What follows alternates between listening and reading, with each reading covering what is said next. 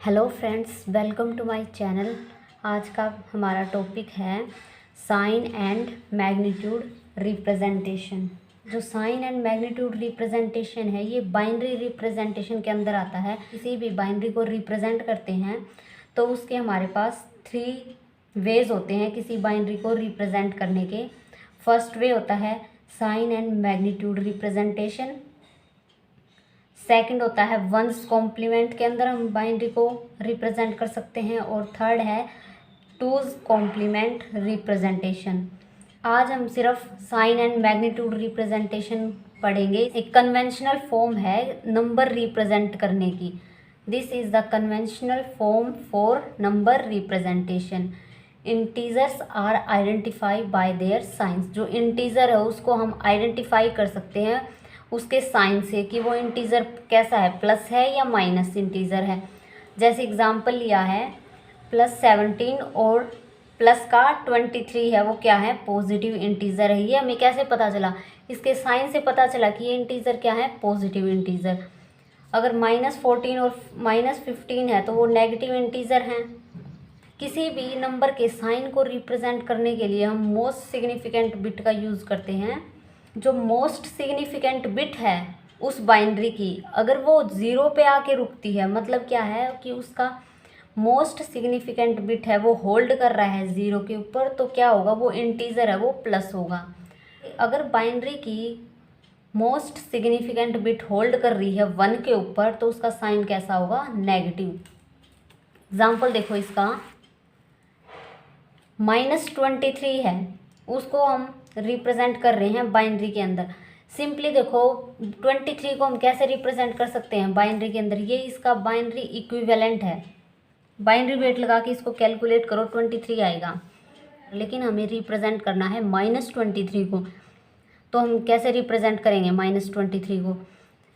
Minus sign कब आएगा, जब ये जो मोस्ट सिग्निफिकेंट बिट है वो होल्ड करे 1 के ऊपर।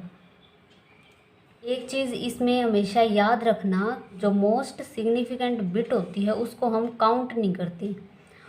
मोस्ट सिग्निफिकेंट बिट को छोड़ के और जो बाकी डिजिट होंगे उसके ऊपर हम बाइनरी इक्विवेलेंट लगाते हैं। जैसे 23 का बाइनरी इक्विवेलेंट क्या था, ये था, लेकिन हमें माइनस चाहिए, -23 चाहिए, तो मैं क्या करूँगी, या तो मैं यहाँ पे 1 एक बार 0 लगा दूँ या 2 बार, वो आपकी मर्जी, आप कितनी बार भी 0 लगा लो, लेकिन यहाँ पे होल्ड होना चाहिए 1 के ऊपर, तभी माइनस साइन आएगा जब ये होल्ड करेगा 1 के ऊपर। तो मैंने क्या किया, यहाँ पे मैंने 1 लिख दिया, फिर 2 टाइम्स 0 लगा दी मैंने यहाँ पे, और ये 23 लिख दिया एज इट इज़। देखो अब क्या करूँगी मैं, अगर इसको कैलकुलेट करूँगी तो 23 ही आएगा आंसर मेरा, और 1 की वजह से मेरे पास यहाँ पे आ जाएगा माइनस।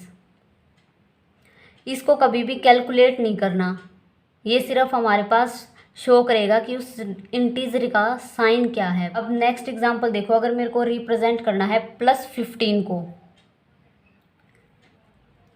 अब +15 को रिप्रेजेंट करना है तो कैसे रिप्रेजेंट करेंगे। सबसे पहले हमें पता होना चाहिए जो 15 का है बाइनरी इक्विवेलेंट कितना होता है। तो बाइनरी इक्विवेलेंट हमारे पास ये होता है 4 × 1। ऐसा मैं क्या करूँ कि जो ये बाइनरी इक्विवेलेंट है ये पॉजिटिव में कन्वर्ट हो जाए। पॉजिटिव के लिए मैंने क्या बताया था आपको, जो मोस्ट सिग्निफिकेंट बिट होगी वो होल्ड करनी चाहिए 0 के ऊपर। तो मैं क्या करूँगी, यहाँ पे सिंपली 0 लगा दूँगी, मेरी मर्जी है, मैं कितनी भी 0 लगा लूँ, यहाँ पे 1 2 3 कितनी भी 0 लगा, कोई भी फ़र्क नहीं पड़ेगा 0 से। तो मैंने क्या किया, यहाँ पे 15 तो ये मेरे पास यहाँ तक हो गया, मैंने 4 टाइम्स 0 ऐड कर दी, और जो मोस्ट सिग्निफिकेंट बिट है वहाँ पे क्या आया, 0। तो 0 किसको रिप्रेजेंट कर रहा है, +15 को, पॉजिटिव इंटीजर को इंडिकेट कर रहा है 0, क्योंकि मोस्ट सिग्निफिकेंट बिट हमारे पास कितनी आई, 0। अगर किसी भी इंटीजर की मोस्ट सिग्निफिकेंट बिट अगर 1 है तो वो इंटीजर हमेशा नेगेटिव इंटीजर होगा। अगर 0 है तो वो इंटीजर है वो हमेशा प्लस इंटीजर होगा। और मोस्ट सिग्निफिकेंट बिट को छोड़ के ही आपको वो कैलकुलेट करना है कि वो इंटीजर एक्चुअली में है कितना।